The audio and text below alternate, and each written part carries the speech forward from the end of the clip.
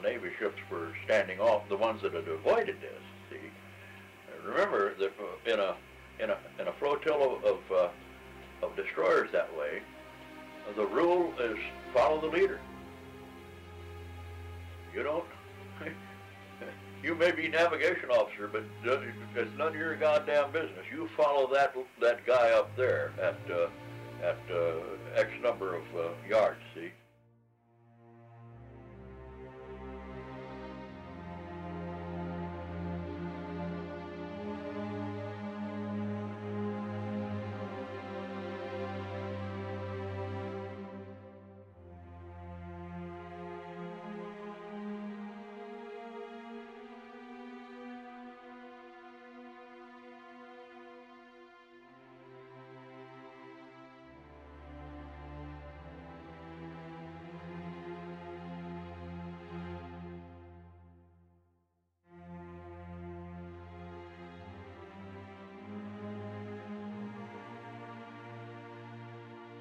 They went into fog, and of course and immediately when they went into fog and made their 9 turn, which means a 90-degree turn, to go down Santa Barbara Channel, they didn't go down Santa Barbara Channel. They went right into Honda Point, see, because they weren't far enough south.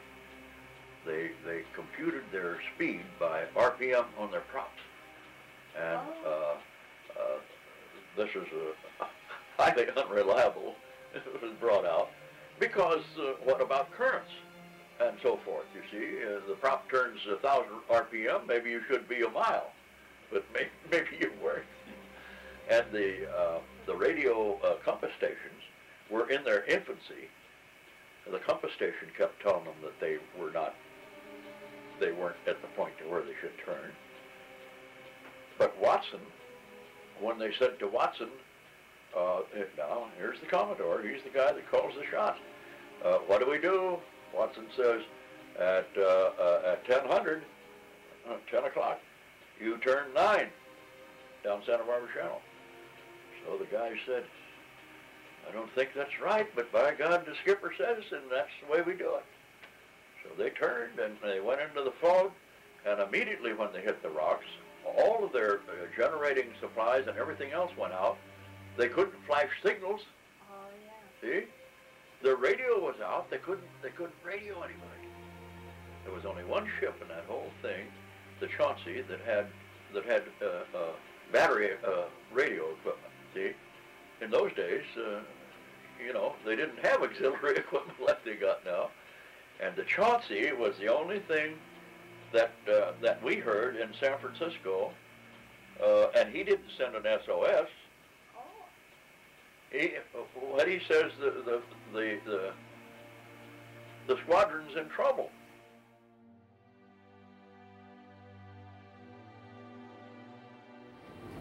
Well, my name is Gene Bruce.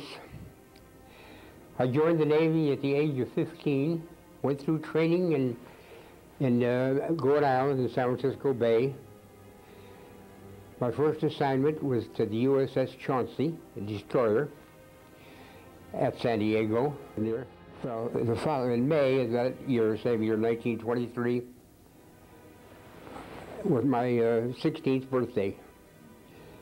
4 months later is when the tragedy happened. So this happened. So this the grounding happened on a Saturday night about 9 o'clock. I had just come off a watch on the bridge at 8 o'clock. I was on lookout duty on the port wing. So we were just hanging around, so we heard sirens up ahead. That's the first inkling we had of it. A lot of sirens. We thought at that time that it was, maybe it could have been a man overboard, but it wasn't.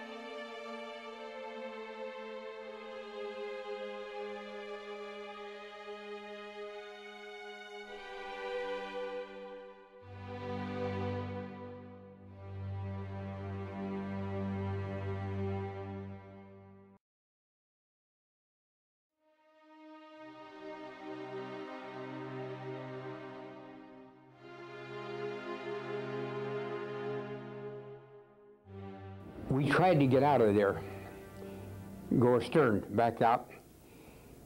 There was a big rock, big huge rock on our port side.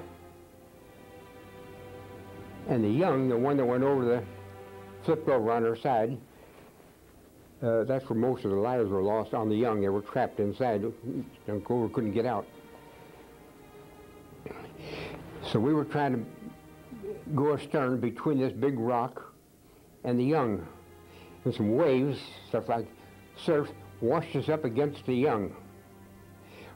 She had turned over, so her propellers were still going, at least the one on the port side, or maybe it was the starboard side. They cut into the side of our ship, and that kind of put us out of commission. We couldn't back out of there anymore, and the waves later on, a couple hours later, took us up against the some rocks. And on these rocks, we climbed on these rocks onto a bluff, and gathered together there and tried to build a fire. It's kind of chilly that night. Some people from Lompoc,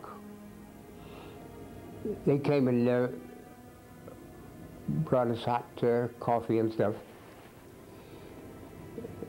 And we spent the night there the best we could. And the next day a special train came down and picked us up, stopped off in Santa Barbara to put those who were badly hurt to treat them. And the rest of us went on down to San Pedro and San Diego. That's it.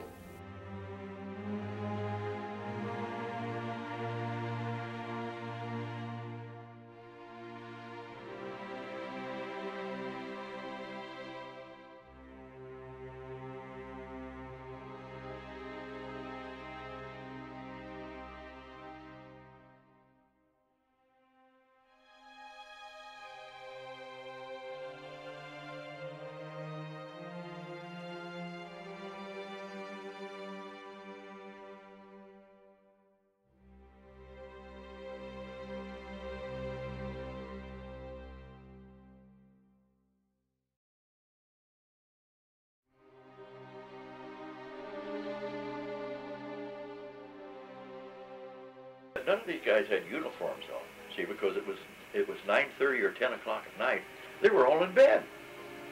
Oh yeah, they were in their underclothes. Nobody, and it was cold, and they didn't have time to put on any clothes or anything. Damn near froze to death. They're trying to climb over those rocks down there at Honda Point. Was volcanic rock. Just cut their feet all to pieces, their hands, and everything else.